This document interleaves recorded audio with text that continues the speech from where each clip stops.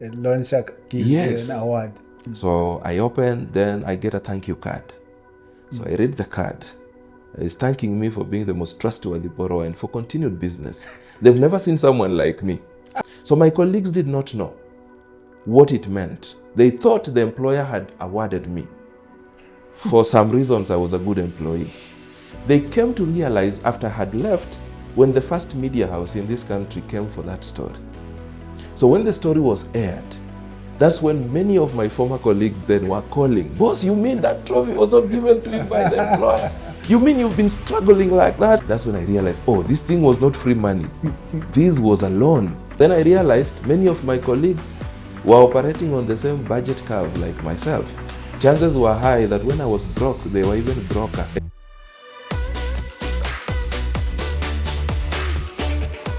Welcome to another edition of Mindset Profits. Today we're going to have a deep conversation about debt.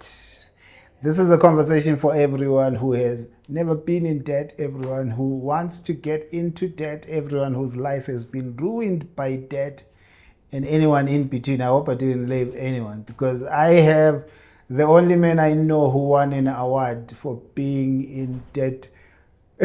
And the man who is doing some serious education and helping a lot of people get out of debt with a practical framework, with practical tools, and a really practical message that he shares even in churches. So this is going to be, you might need notes for this one. Coach Roy, Yes. Roy Okonji, welcome. Thank you so much for having me.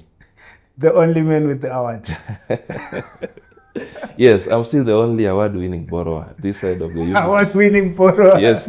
Let's give some context to tell us about the award. Yes, thank you. This is a deep story and very close to my heart, the conversation of debt, because I'm a financial literacy, entrepreneurship and life skills trainer, speaker, coach and author.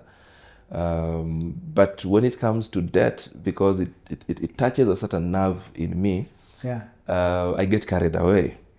So this is a very good conversation. Let me put some context, like you've said. I'm a former banker. Worked in the bank and largely in the departments related to credit. For reasons that I don't know, but I think God was preparing me for what I'm doing today. Because I've been able to sell debt, I know how to convince you to borrow even when you didn't want to borrow. I've processed borrowings for people, so you've come to my desk, I've handled your pay slips, your statements. Then I have been a relationship person for SMEs, so when I teach entrepreneurship, I'm able to practically show business people how they can use debt to grow, and how the same one, if it is misused, it can crash their businesses. Then I've been a debt collector.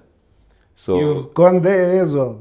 Yes, I've worn that other face and pursued people to pay, those that have defaulted. But then beyond that, I have been a borrower myself, a very messed up one. And then I have also defaulted and been trapped in debt big time for many years. So during that phase when I was banking and wearing suits that looked very nice in the eyes of people, I seemed to be doing very well. But the truth is, I was living a lie. And my life was being powered by debt. And I would borrow at the slightest provocation. Okay. And I love the fact that your conversations revolve around mindset. Because when I teach about mindset, I have come up with several mindsets. There are mindsets around how to acquire money. And I came up with 4 of them. One of them is a mindset I call the borrowing mindset. Okay. That every time someone has a need for money, the first thought that comes to their mind is, who can lend me so that I will repay later? So that is the mindset I had. And so I sank into borrowing. And I borrowed myself silly. And I started small. The way, settle debt here and there, bridging between when your salary gets finished to when the next end month comes. And it starts small. It starts small. You get used to it. And you get used to it. And it starts ballooning. Because while at the office, I started making blunders. And the biggest blunder I made in the beginning was when I decided, and I like telling people, no one taught me about money before I got employed. That's why these conversations are very healthy. Yeah. Because when I'm doing retirement conversations, because I teach a lot about retirement as well, I have met people who are nearing retirement and they even shed tears in class and they say, I wish I had this when I was young. 30 years ago. 30 years ago. So now I was one of those who didn't know anything. So when I got this job, when I went to do documentation, now I've gone through the interview, I'm successful. So now they want to take my ID copy and those things for KRA, for taxation and those things. So when I took my papers, the copies, that is the closest they came to tell me something about money. What did they tell me? They told me, after your probation period, when you get confirmed, you will qualify to have a loan. That's the first money conversation. So that's the first money conversation. I'm being told there's a loan waiting for me. So I didn't know a loan for what. But at least my antennas were tuned, expecting to borrow money. True to it, when I got confirmed, I did not disappoint. I borrowed everything I qualified that time. I didn't have a plan for it, but I got the money. And that's when I started figuring out, so what do I do with this money? When it's there. When it is here. And in my training, I like telling people, the human brain requires about 10 minutes to figure out what you will do with any amount of money. So the money got used. I bought a few new suits to match the expectations of society, did a few things for my parents, and in 4 days, the money was gone. Deductions were loaded after 30 days. That's when I realized, oh, this thing was not free money. This was a loan. Now I am repaying, so my net has shrunk. Now, I start feeling the pain, but I haven't accepted that this is going to be a little struggle. But I'm quickly reminded that in the next few months, you will qualify for a car loan. I was working in some remote town in this country, a town that had about 20 vehicles. So we knew who owned which car. Now, the thought that I would be the next person to bring the 21st car now kept crowding my head. So every time I'm just looking forward to that day when I would bring the next vehicle and the next that will be turning, just braking, looking at who is this new entrant. So that fogged my mind. And when that time came, I also did not fail them. So a lot of it is about status Yes. and keeping up with appearances. Them. Yes. And on that day, I remember it was the 24th of July, that particular year, at 7 p.m., I landed in that town with latest registration. I wished they allowed me to just hoot for everyone to know I'm here. But eventually they knew I was there. But if you ask me, when I was buying that car, whether I needed it or not, the truth is I didn't need it. You know why? I was staying exactly 2 minutes away from the office. 2 minutes walking distance. I was living in town. Not 2 minutes driving. Not 2 minutes driving, 2 minutes walking distance. Did I need that car? At the point of buying the vehicle, I did not sit down to think about fuel, to think about insurance, to think about maintenance. I never thought about those things. So those were things that were coming to shock me. When you're doing your mental budget, you're only limited to the cost of the car. I was only looking at the cost of the car and my affordability. Can I get the loan to this works? Yes, and that was it. Until the bills arrive. 30 days later, deductions are loaded. So now I have 2 deductions. The first one for the first loan, and now this one for the car. Now looking at the remaining net, it was clear I was going to struggle. And true to it, I struggled. So that's when I started doing what many people do in offices. You start borrowing from a colleague here. Oh. So it didn't stop. To help you bridge from, when your money is finished to the salary day. But then I realized many of my colleagues were operating on the same budget curve like myself. Chances were high that when I was broke, they were even broker, if there's a word like that. And so I would go to this one, narrate my story. They tell me their own stories. I feel, I should be the one lending them money. That is when I was introduced to Shylock borrowing. Loan sharks? Yes. Oh. So I called the first one. I remember I borrowed 10,000 Kenya shillings. And the guy was in Nairobi and I was in that town. I spoke to him and he told me, I have never given money to someone I can't see physically, but there is how you sound. You sound like someone I can trust. And the guy sent me money and I repaid, and the journey began with loan sharks. With them not seeing you? Yes. And my limit kept growing, kept growing, kept growing. Then I got transferred a few stations. Then I got promoted a few times. Then I came to Nairobi. This is where the shack was, this particular shack. But by the time I'm coming to Nairobi, my situation has ballooned. Now I have a longer list of people I'm borrowing from, a longer list of shacks I'm borrowing from. But you see, by the time you're getting to the shacks, you've exhausted your official borrowing All limit the official channels. from the banks, from any other official microfinance, any other official credit and savings entities. I had exhausted those ones. You know the thing that's funny. You're saying all of this and painting this picture, and you were a banker doing all of that. Yes. So like, we would assume you are the guys that understand money.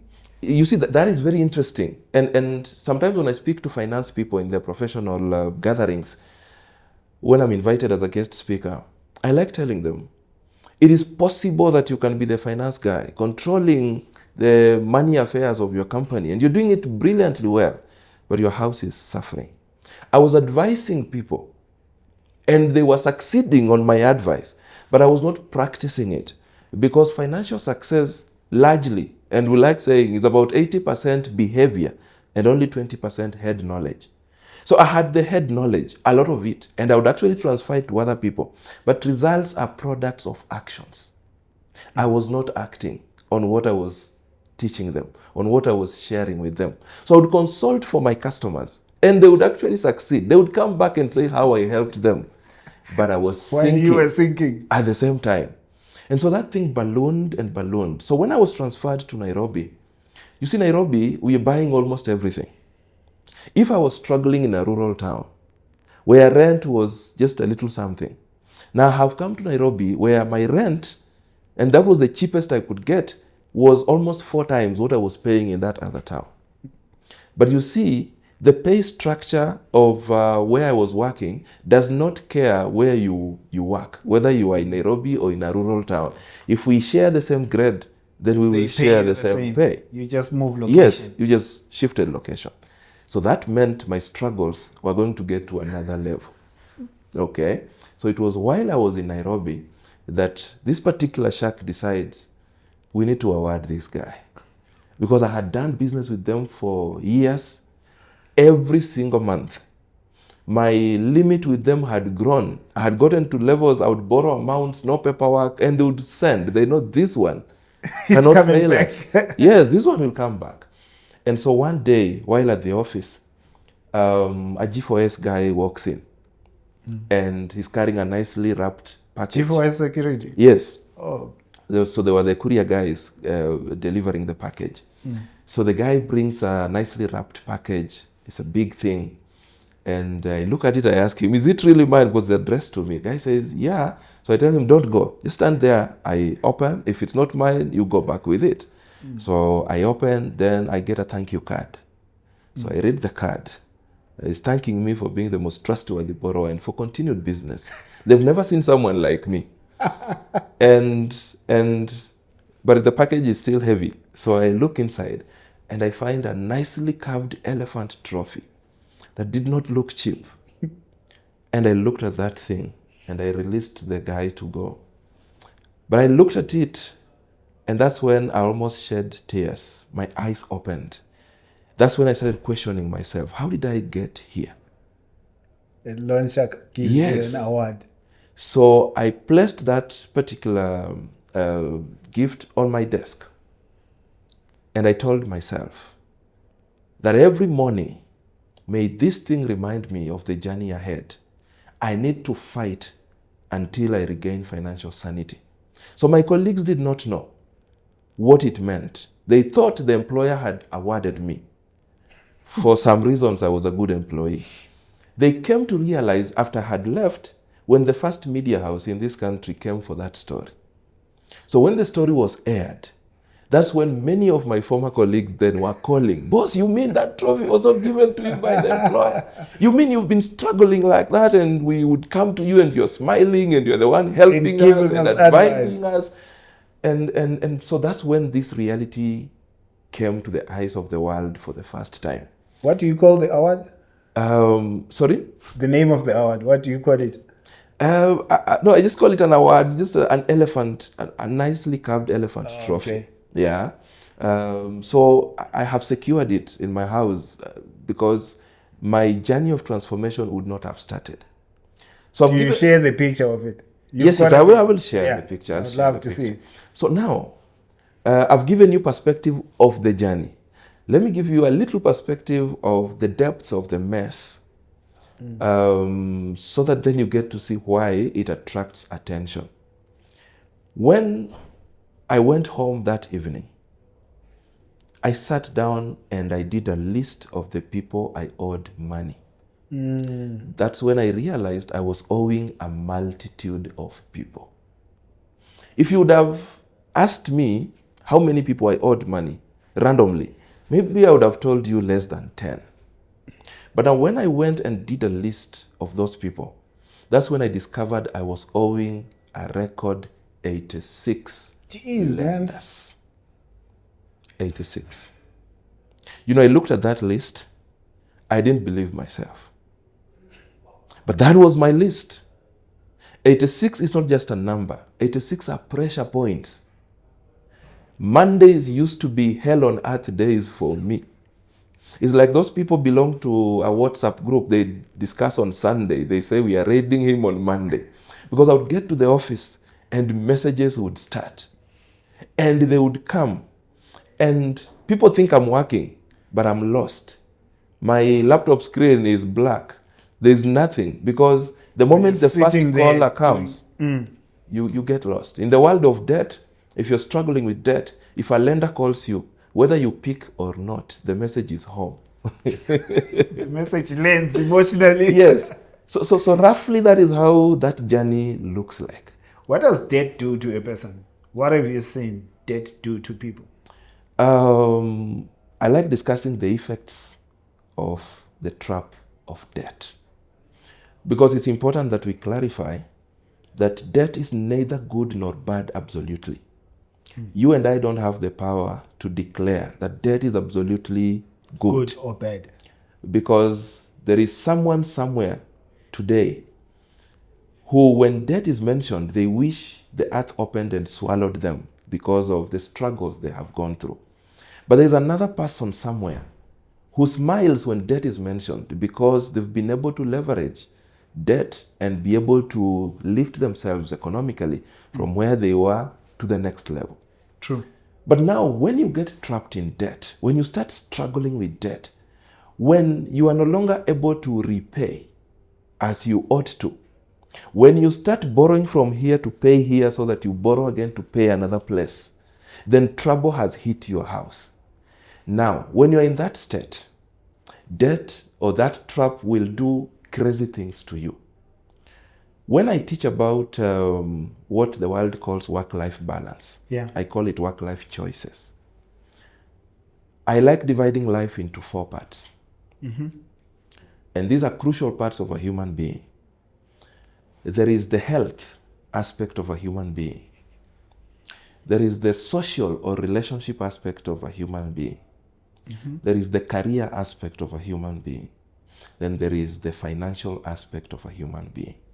These 4 areas will not be forgiven when you're struggling with debt. If you look at your health, the trap of debt or struggles with debt will compromise your health. And you see, your health has many components. We can talk about your physical health. Physical health is largely about diet and fitness. What you eat, how you eat, when you eat, why you eat, but most importantly, if you eat. When you struggle financially, we don't take it for granted when you're able to put food on the table. The diet is compromised. Yes, so it is compromised. When you are in that state, you eat what your pocket can afford. You can attend nutrition seminars. They teach you on how to live healthy. You write beautiful notes. But when you get back home, reality comes that it is not about the notes that you wrote. It's about what your pocket can afford. And so that gets to compromise that aspect of your life. Look at fitness. You see, when you're struggling financially, you cannot sign up for gym. You don't have money. And even if you had some money, it's not money you feel you can donate to the gym person. You get? So sometimes you may say, I don't have to go to the gym. I can be jogging on the highways. Fine. And I actually will encourage you not to give excuses. If you don't have money, you can walk and jog on the highways. But I've also observed you jogging with your earpods and headphones plugged in. And you're listening to some nice music as you jog. Then I have imagined that yesterday you promised to pay someone money, you didn't. So as you jog in the morning, they call. And you see your phone was created more for calls than music. So when calls come, music has to be paused so that you attend to the call. So when the music is cut short, you have to check. Then you realize the person you promised money yesterday. So the psych for jogging comes down. You quickly change speed and direction. And you walk back home. You and I know how hard it is to gather energy again to start working out. So the physical aspect is compromised. Your mental health and just narrowing down to the state of your mind is affected. When you're struggling financially, you're constantly absent-minded. You are not thinking straight because you are processing answers for the people that are exerting pressure on you. Because you have defaulted. So everyone thinks you will run away with their money. That's why they have to call you every day. So you can't be stable mentally. You cannot think straight. So people start looking at you and they see the things you're doing and they're wondering, this guy, something seems to be wrong somewhere. If you are employed somewhere, I start pitying your boss. They give you instructions physically, rather verbally. Yeah. They think you have picked the instructions, but you haven't. So they tell you to work on a particular file and submit the file after 2 days. 5 days down the line, they haven't seen the file. So they come to you, hey boss, what happened to the work I told you to do? And you're asking them, which one, boss? But I told you to work on that file and bring it to me after 2 days. I say, boss, I think you're mistaken. There has to be a problem somewhere. You see, both of you are right. Your boss is right factually, but you're also right mentally because you have been absent-minded. So that gets to affect you at that level. When you're struggling, you cannot expand your mind. You don't have money to pay for conferences to learn. You can't afford to buy a book to learn. And therefore you get stuck. And because you can't concentrate, even free videos on YouTube, you can't watch and internalize. And so you get grounded mentally. Emotionally, you get affected. These days you get angry very fast. Simple things that would not anger you, now they anger you. You even pick fights with people. You see, you get stressed up so fast. These days you are sinking into depression because the pressure is so high. And so you see the entire health aspect is affected. Now look at the social aspect. You got deep, Roy. Let's go. You see, some of these wounds, we have to really dig them up so that we can put medicine for them to heal. So we have to be very realistic. I get you. Look at the social aspect. You and I are created to be social beings. We need to rub shoulders with people. We need to interact with others. There is that need in every human being. Now, when you start struggling financially, that aspect gets affected. You feel you are not adequate to meet with other people. You start isolating yourself. You forget that isolation leads to termination. Many people who write to me expressing suicidal tendencies, when I get to interview them, you realize that the thoughts of suicide come especially when they are alone, more than when they are with people.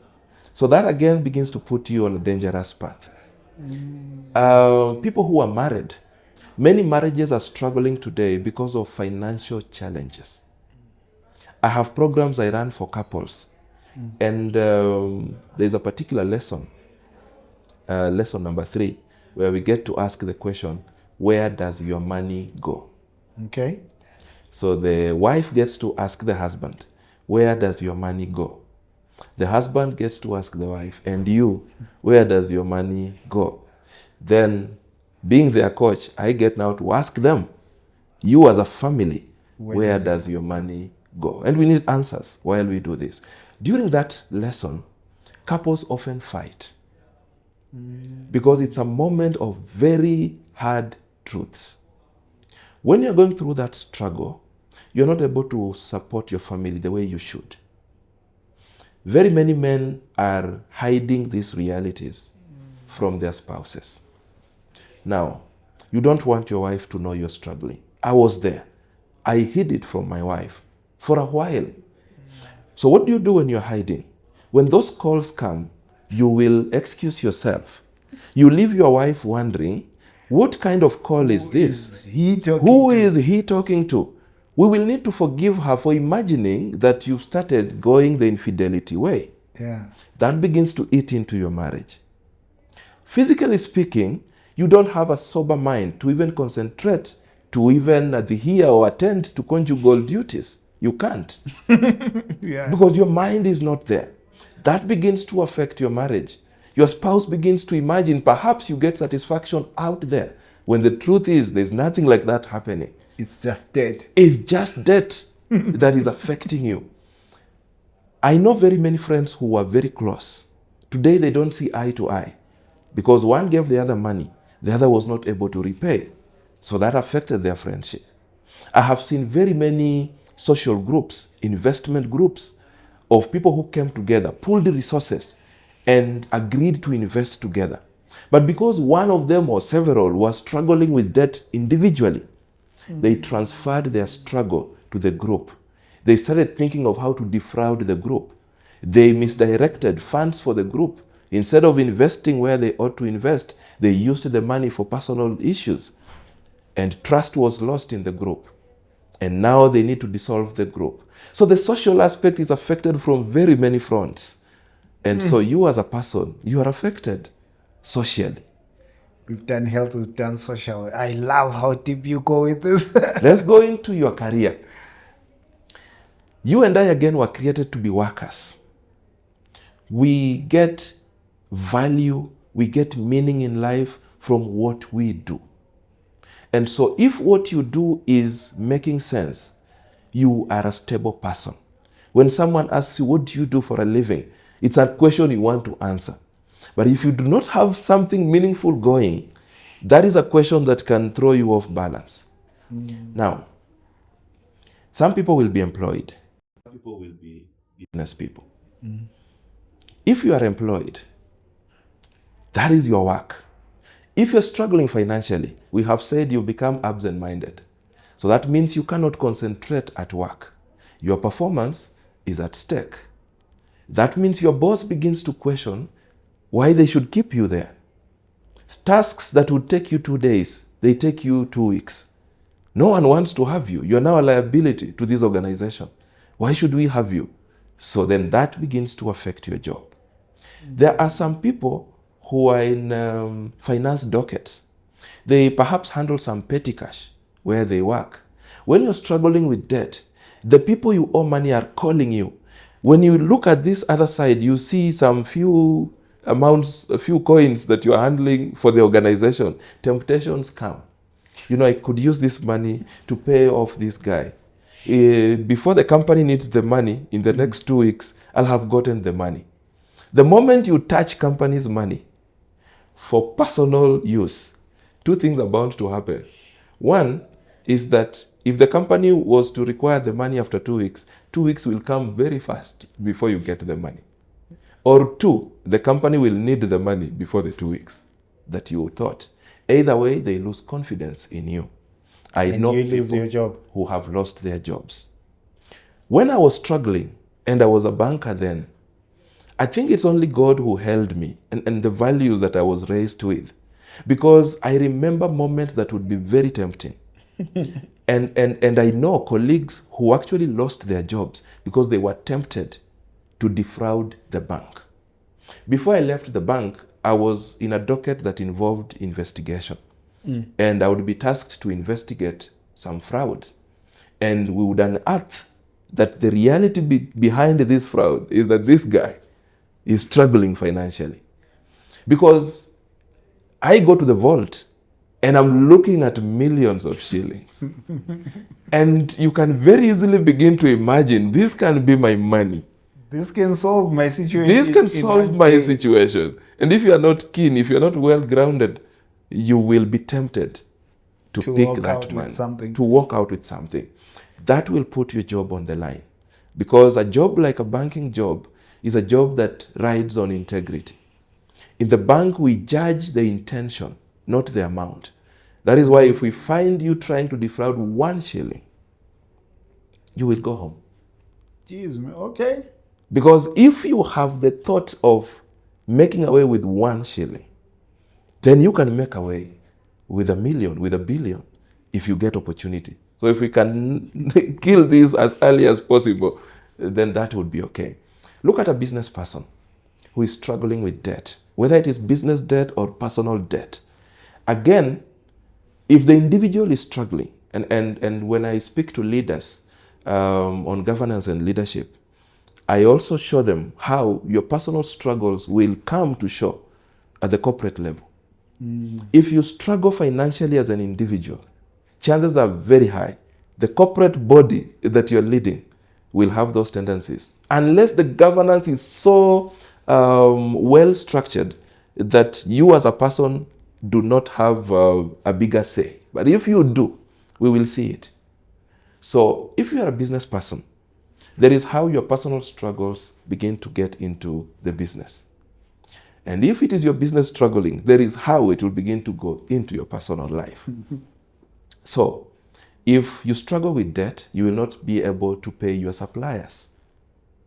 Those suppliers get angered by your inability to pay. They blacklist you. They refuse to give you goods on credit. So that means even if you get another opportunity to supply something, you don't have money, they can't supply on credit, you will not take up that opportunity.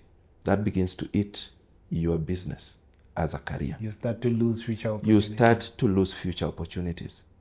Now, someone else who wants to grow in their career, if they're employed, perhaps they need to go back to school and further their education. If you're struggling with debt, you don't have money that can pay your school fees for you to get new skills to position yourself for a promotion.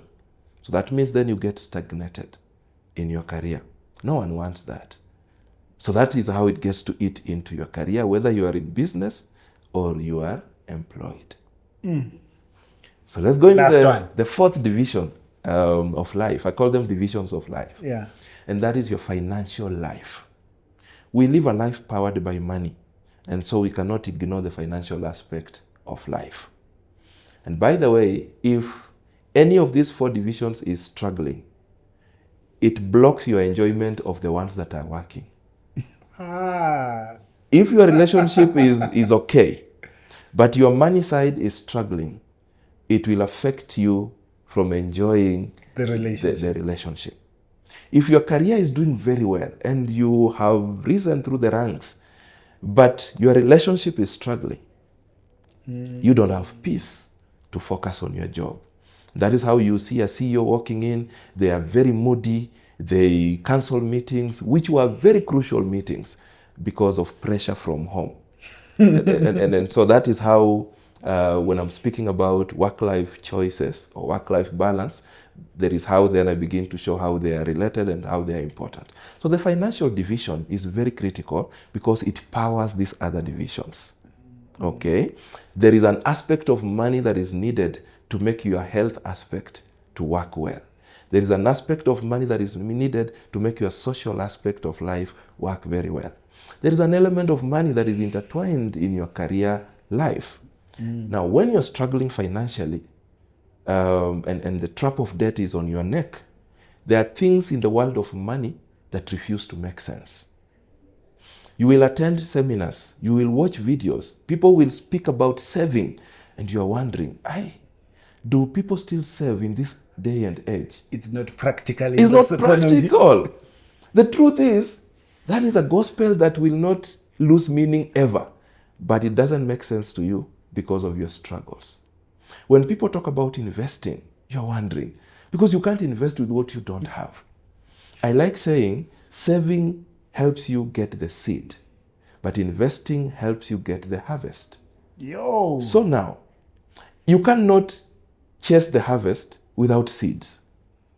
If you don't see meaning in the creation of seeds, therefore forget about the harvest. It won't make sense to you. There is a joke that was doing round in social media some years back, and I participated in the creation of that joke.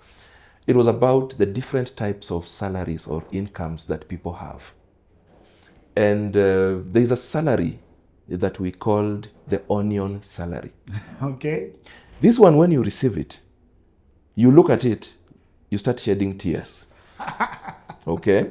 If it was your pay slip or your bank account, when you look at it like this, you shed tears. Because when you remember the hands that are waiting for it, you can only shed tears. There's another income that we call the magical income. This one, when it comes, you touch it like this, it evaporates. You can't see it again. You just touch it, it disappears. Why? Because you have very many things that when you just touch it like this, you don't have a recollection of what happened to it. There is a salary we call the amnesic salary. This one affects your memory. You can't remember what you did with it, but it is not there. Okay? Because, it came, you used it, yes, and sometimes you arrest yourself with pen and paper after the money is gone. You're trying to recall, what did I do with this money?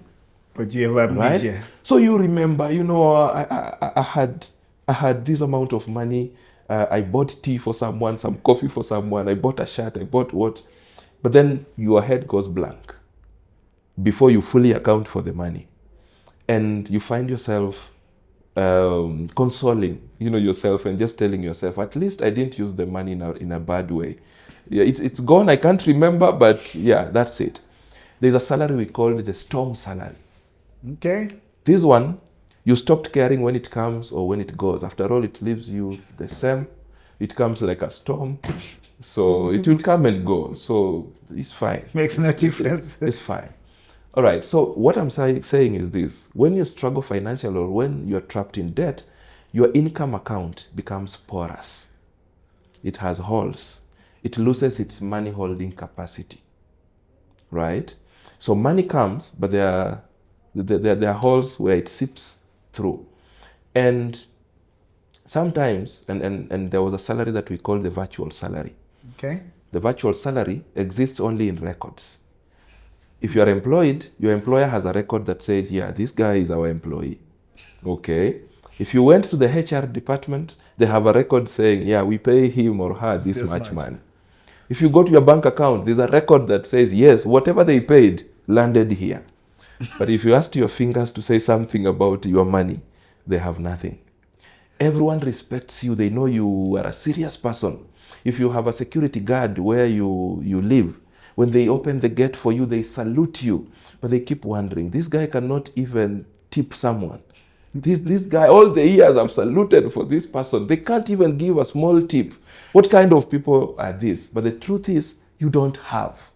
Your situation cannot allow you. In a nutshell, that is what the trap of debt has done to people. It has reduced leaders into followers. It has humbled people who are supposed to be influential people. Today, they are very meek. They are down here, not because they are humble, but because the situation does not allow them. Debt has humbled them. Yes. You paint a scary picture. It needs to be scary so that as you begin to relate with it, your eyes are open. Then you can do your calculations before you commit. Otherwise, we keep going into it blindly and you will find yourself where I was. And that's what I don't want. And the picture you paint really is, this is where you're going if you're not careful. Yes.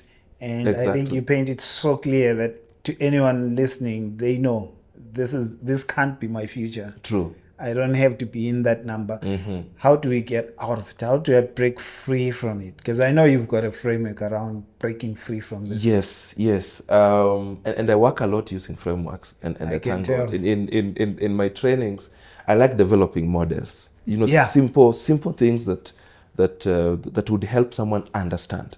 Actually, in my business now, I only promise my clients 3 things. Whenever I'm called in boardrooms to defend a proposal for training, they ask me, why should we give you this job? Why you and not the other companies? I only have 3 things. And I tell myself, if these 3 things do not convince them, I'm okay. The first one is simplicity. I do not like complicating matters.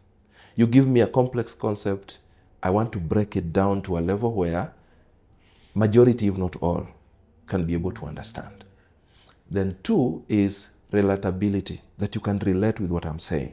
That anyone listening to this conversation will write in the comment section and say, yeah, I feel it. Whether they are commenting from Indonesia or from Kenya or from whichever corner of the universe, they can be able to relate with what we are talking about. And number 3 is applicability, that you can pick a tip and try to practice. So you ask, how do we break free? The model that I have of breaking free, I call it divine. Divine because it landed in my head in a divine way. You know, before I knew I would be a financial coach, I first knew I would be a normal life coach. Yeah. A motivational speaker, sort of. And when I quit employment, it was not clear that I was coming out to do financial coaching. But now it is the world that helped me focus. But there's a question I kept asking God. Why did I have a lot of exposure in the world of money? Why did I get a banking job? Why did I have to struggle financially? How come that in my banking career, I've been focused in the credit lines? I've tried other departments. They would do job rotation, I would try customer care and all these others, but when I would sit on a credit role, in all the places I've been, they would say, let him stay there. I believe it's not by mistake. So make it clear, what role does this have in my life? How come that even when I would be telling people that I would want to come and inspire your groups, people would keep inviting me to talk about money. You get? Yeah. So then I realized, no, perhaps there is something I need to be doing about money. And I have a story. So now this landed. One day, I was going to have a meeting with my publisher. I was working on my 3rd book. Okay. It's called You Can Do Better. And so I alighted from a public vehicle, and there was a footbridge that would cross the road. So when I started doing the stairs, that is when it hit me that you have a rich story that no one has ever heard. That story can inspire many people. You have an experience in the bank, so you have met people. You've seen people flourish. You've seen money, so you have validated that indeed there are people who have money. You've also seen people who don't have money, and all those things. This is something the world is waiting for. Now, in terms of debt, you could actually teach people how to break free using the journey that you have gone through. And what? Yes. And the starting point would be this, and then this. And I'm just doing the footbridge. By the time I was landing the other end, the script was clear. And I remember when I got to where I was going, I requested them for a few minutes and I wrote down. I still have that notebook. Okay. So that is when the model came, and I call it the ADSA, 4-stage approach to debt management. So I will just quickly walk you through it's an acronym. Yeah. So the first A is acceptance. You cannot break free if you do not accept that you are in trouble. You can't solve a problem whose existence you still deny. So for as long as you are in denial, you will continue borrowing money to show the world that you're doing fine. So you're in denial. Okay? So it does not matter how many lessons you will attend. As long as you've not accepted that you're lying to yourself, you will not take any action. Which means, if I get you correctly, as long as I don't know my list. Before we even get to your list, first of all, you need to feel the pain. Ah. And that is why we were painting that picture of the 4 divisions of life. Because I wanted you to feel the pain. That this thing can cause me this pain. So if you're already there, you started already feeling the pain we have described. You've struggled in your health, struggled in your relationships, struggled in your career. So you need to get to a point you realize, by the way, I'm struggling. And it is because of this. So at the acceptance stage, we are handling our mind. Because this problem started from our mindset. And you don't solve a problem caused by your mindset by mechanical things. That is why we have people who have vowed, if they get money and clear their debts, they will never go back. 6 months later after clearing, they are back, and if not worse. Because they did not solve the root. So the acceptance helps you deal with the root first. What do you do at the acceptance stage? The acceptance stage, you are coming to terms with your realities. You are accepting that where you are is a very dangerous place. You are accepting that you are responsible for where you are today. You stop blaming others. If you still blame others, you have not completed the acceptance stage. You are accepting that where you are is not cast in stone, is not a finality, that something can be done about it. You are accepting that no one will do it for you. It is just yourself. You are accepting that the best time to start the journey of redemption is now. So your mind begins to get charged. I did my acceptance when I received that trophy. When I went home and started reflecting on my life, that's when I realized, no, this cannot continue. This is where I am now. This is where this story ends and the new chapter begins. So that is the acceptance phase. That is the A. Yeah. Then we move to the D. I call it the disclosure stage. Disclosure is where you're coming to terms with now the realities of your numbers. Who do I owe money? And how much do I owe them? That's where the list comes Yes, you are acknowledging the depth of your mess. The reasoning behind this is you cannot effectively climb out of a hole if you don't take a second to look up to see how deep am I. When you look up, you begin to realize that I could do a few steps on the walls and I get out. You might realize the light is very far away from where you are. So, okay, do I shout so that someone can drop me a rope? Or do I try to, fight my way up? So at the disclosure stage is where I give you the homework to go home and do a list of the people you owe money. Everyone that you owe money, institutions, individuals, including airtime advance. If your telcos give you opportunity to access airtime on credit, list all of them, including bills that are overdue. You see, bills before they go overdue, they're just bills. They're expenditure items. But when they have gone overdue, if you're supposed to pay your rent by 5th, if we are discussing this by 10th, you haven't paid, it's now debt. Your landlord now has power. That's why they keep calling you, because now it has migrated from your usual list of expenditure to an owing. Now you owe them money. They're chasing you for the money. So do that list. I realized human beings don't like writing a list of the people they owe. We can write a list of what we want to go and buy in the supermarket. A list of our dream investment, of our dream life will look vision like. board. Yeah. But then we run away from the list of the people who want us to pay them. Now, when you do that list, it has power. It is magical. Because that list many times will shock you. Okay? So you start making declarations when you see it. You say, hey, no, we can't continue this way. I didn't know it was this big. I didn't know it was this serious. So that is what that list did for me. When I wrote that list and it got to 86, I was shocked. But then that is when I vowed to myself that this must come to an end. I cannot continue this way. Right? So now, once you have done your list, the next question is, so what? The list is here. What do we do with the list? So now we move to the S. From disclosure to... Yes, now the S is the strategic stage. Now you answer the question, what is the way forward? Now that I have seen I owe 20 people, 5 people, 2 people, 1 person. So what do I do with this reality? Now the strategic stage is where we start going different directions. Because every human being is unique in their own ways. We don't have people sharing circumstances. So what surrounds you is different from what surrounds me.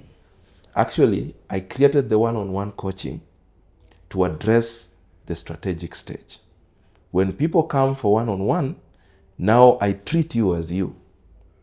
I want to understand your circumstances. Are you employed? Are you in business? Are you married? Do you have children? How many are there? What is your school fees like? And all those things. So that then we start triggering solutions that are specific to you. But for purposes of this conversation, we will mention a few considerations here and there. The first thing you need to do is to reach out to your lenders, especially those that you're struggling with. The basic logic of a normal human being is to run away. So if I'm not able to pay you, I'll avoid you. I don't want to pick your calls. I will try to block you. I don't want us to meet because perhaps it's shameful. Maybe I lied. So I don't want to face that reality. But there's a psychology of lending that people must understand. Every lender feels at ease knowing that you are still thinking about them. You may not be paying them, but they want to know that you still remember them. That is why there is power in you reaching out. Don't wait for them to chase after you, to call you. Be the one to reach out. So you must be proactive and reach out. So what am I saying when I call? I'm saying I'm still in a situation when you're calling, yes, you are explaining why you no longer pay the way you used to pay. Maybe things have changed. Maybe you lost your job. Maybe you have more demands on you. But you're trying to explain your situation. In my case, when I was reaching out, it was a very difficult phase because I was ripping myself off the masks that I was wearing. And I would call guys and tell them, the truth is, I have been living a lie. The truth is, I'm not even able to pay the interest on the amounts you've given me. By the way, when I was giving you perspective of, when I was painting the picture, I need you to understand that by the time I started my journey of coming out, when I did that list, I had gotten to a level where the interest that my sharks wanted from me, interest only, was more than double my net pay. Jeez, interest only. So that means the principal amount, all of them were static. They remained where they were for long, some of them for years. So when I reach out, I'm explaining, I'm ripping myself off and say, guys, I'm coming to you as I am. And the truth is, I've been lying to myself. I am surrounded by so much debt. You might think it's only you, but it's not only you. The truth is, I'm not able to even pay the interest that you need. So you're explaining the situation. Even to the loan sharks. Yes. Number 2, as you reach out, you can choose to renegotiate certain terms of your debts, depending with who you borrowed from.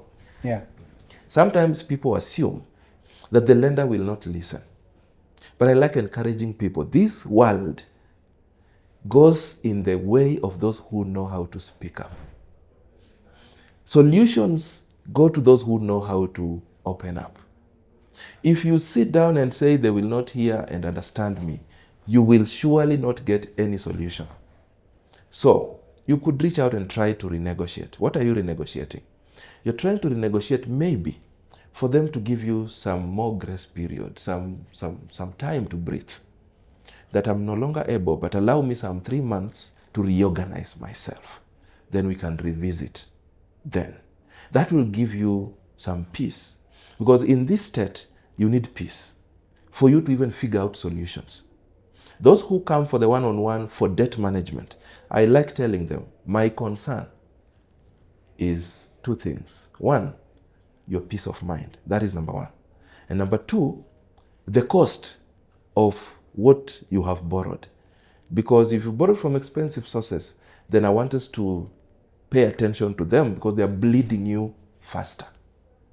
But first of all, I want your sanity. So you need that piece.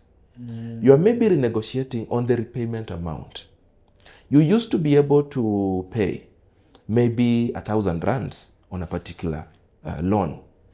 Things have happened. You can no longer raise 1,000 rands, but maybe you can pay 500. So instead of running away, you reason out with them. I'm not able to continue at 1,000, but please, in the meantime, allow me to be doing 500. That will help reduce your burden gradually, even though slowly than before, but it's better than you not paying at all. Then your lender is not exerting pressure because you have some arrangement going. You could be renegotiating on the repayment frequency. Maybe when you borrowed, you had a business that could allow you to be repaying every week. That was the original arrangement. Today, you receive money once per month. Renegotiate so that they adjust the expectation from weekly to monthly. That is renegotiating. All right? So that also worked for me. Yeah. You could renegotiate interest to be brought down. I tried it with the sharks, and it worked with some of them. There are those who refused, but there are those who allowed me. There are those who said, we gave you this money at 30% per month. We can't just allow you to have our money free of charge. Let us bring it down to 10. It is a win. 30 is not the same as 10. You get? There are those I would negotiate so that we stop the interest from piling. So that now you give me a balance that is static. So that I know if I send you this amount of money, my balance comes down to this. There are those who allowed me to do that. Interestingly, there are about 3 or 4 sharks that actually wrote off the balance. Is it? Yes. How many were there? Yes. About 3 or 4 of them. And I tell people, they would not have written off had I not spoken, had I not reached out to renegotiate. They wouldn't. Why did they write off? It is called a write-off, but it was not a write-off. You see, if you gave me 100,000, Yeah. and the interest rate was 20%, I've been paying you interest only. Right? Interest only is 20,000. I've had that debt for very many years. That means I have paid you, 20,000 per month. Yeah. So in a year, I've paid you 240 interest. So the principal still stands, 100,000, but I've been servicing interest only. So the truth is I've repaid you more than enough. But you see, because the principal was still outstanding, so we are writing off the principal, whatever balance was there. So there are those who said, hey boss, we've had a good relationship, looking at the balance and where we've come, let's just close this here. And they actually closed. But they did so because I reached out and tried to speak up. That's why I encourage people to do so. That's powerful. Man. Yes. Then apart from renegotiating, you can think about consolidation. You see, when you borrow from many sources, it gets expensive because every source has their own terms and conditions. So I borrow from you, you give me a 10%, another one 20, another one 15, another one, and so on. When I put all that together, it's a bit expensive than if I got that money from one source. So what consolidation does is that we look for the most friendly option. In terms of interest? Friendly in terms of interest and also in terms of pressure. You know, there are lenders, if you defaulted, they'll come and pluck the roof from your house, right? So you want to look at those considerations. You do not consolidate and sell off friendly credit to unfriendly options. That will eat you. So if you got a friendly option, then you come borrow some money. If you had borrowed from 5 people, the current outstanding balance, all of them together, maybe is 300. But each of them had their own repayment amount. Today, if you borrowed 300, maybe the repayment for 300,000 is 12,000. But individually, you've been paying this one 8, this one 10, this one 9. So all of them together, 30,000. When you consolidate to one person, you start paying 12. If you are paying 30, you have 18 released back to you. That 18 can help you reorganize your house. And fix your life. Yes, so that now you no longer continue to borrow for things that you've been borrowing for. But because the list is long, Yeah. allow me to mention a powerful one. Yeah. Extra income. That would be a very good one, even as we cap off. Yes, extra income. If you're battling your struggle with debt using one income, it will take you a certain time. But if you could get another coin coming, then it helps to shorten the time. Or it could help to minimize temptation of sliding back. So things that you could now borrow for, you can afford to pay them in cash. Do whatever you will to try and entertain the thought of, how do I get another coin? It is possible for everyone to get another coin. Dependence on one source of income is catastrophic. We would wish not to talk about it this way, but that is what we must say. So, start thinking about how else can you grow your current income if you're struggling with debt. Is it possible that you have a skill that you can monetize? If you're employed, whatever you do for your employer, maybe Monday to Friday or to Saturday half day, is it something that can be given to another person? Is it a skill that can be utilized by another entity over the weekend, whether it is virtually or whichever other way, to get you a few more coins coming into your hand? Is it possible you could learn another skill? Nowadays, we are in the information era. People can go online and learn.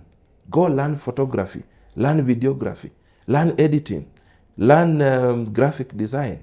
We now in the era of AI. Not everyone knows how to use it. It's a very simple thing. Can you take a moment and just learn how to utilize AI? And then, can you engage other people? They pay you for your AI skills. Are you an accountant, a finance person? Do you know how many small businesses struggle with their books of accounts? You could have a list of them that you consult for.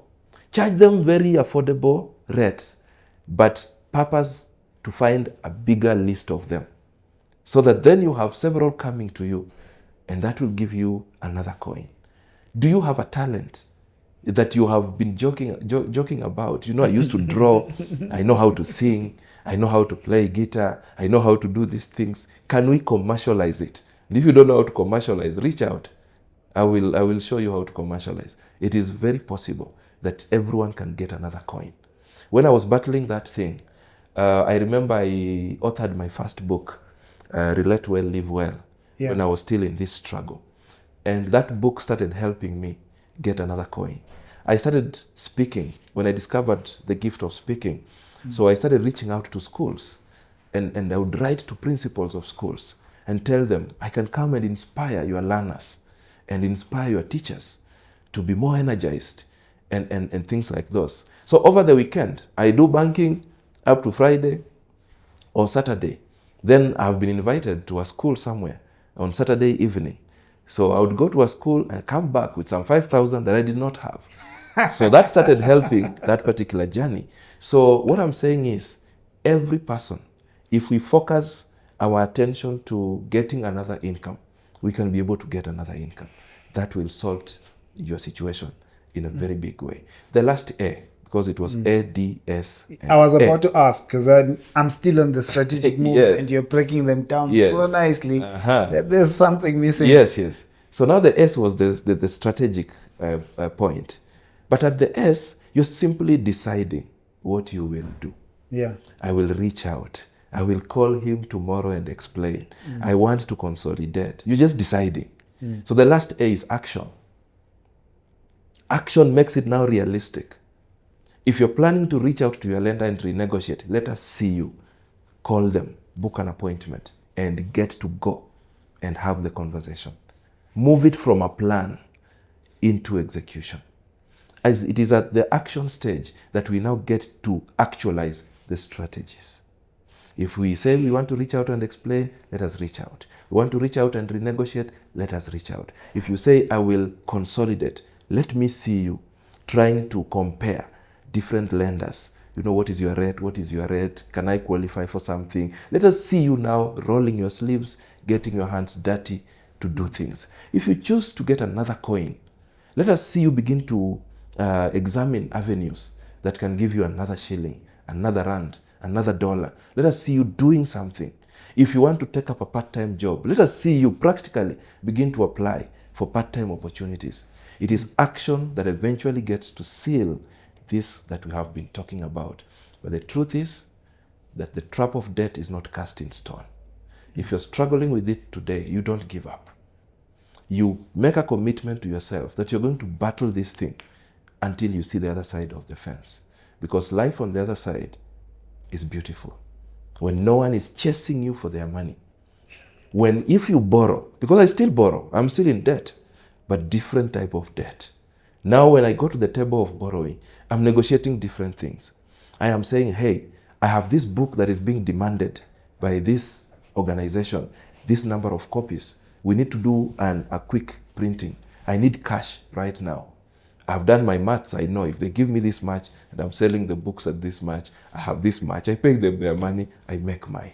So the conversations are now different. Now I no longer call to say, hey boss, give me this much money because I want to go and fuel my car to go and show people that that I have arrived. Now it's enterprise. Now it is enterprise related. It is tagged to value. That when I have that conversation with you, you realize, oh, this guy is trying to achieve this and achieve this. Because the things I have seen in the world of struggle with debt, boss, you don't want to imagine. You see, my life had to be brought back to zero. Yeah. All right? So that I could now start to build realistically. That is why I had to go through auctions. I've been auctioned multiple times. I had to lose everything I had. Okay? And sometimes I tell people not to be pressured by the lifestyles of others. Because I was one of those people who seemed to have picked life from very early. When I share with people of my age, and I tell them by age 29, I was owning a home. I was driving. I had a business running. I had things that seemed to be working. But all these things were built on sand. So at some point, they needed to be ripped off for me to start again. And I usually share this to encourage someone. Sometimes you might be going through a situation where an auction is facing you. Because it's a reality of the world of debt struggle. Yes, part of it is that you will be auctioned if your assets were used to secure debt. And some people die trying to hold on. At some point, I learned the secret of releasing, and it has really helped us as a family. I attended a workshop somewhere many years back. I didn't know I would struggle in future. But then that person taught us about releasing. I shared with my wife, and we agreed that in life, we will not die, trying to hold on to what we can't salvage. Later on, the day came. And the most expensive of those days was when we were to release our house, a home that we loved so much. But we said we will not die because we want to hold on to this. Sometimes I'm invited into families where they can't release. But when I evaluate everything, I realize they don't have an option. This thing is going. And so you can die. People have suffered stroke. People have committed suicide because the home the world knew is going to go, and they can't face that reality. So I had to be ripped off. Our vehicles were auctioned, our home was auctioned, and we started to rebuild afresh.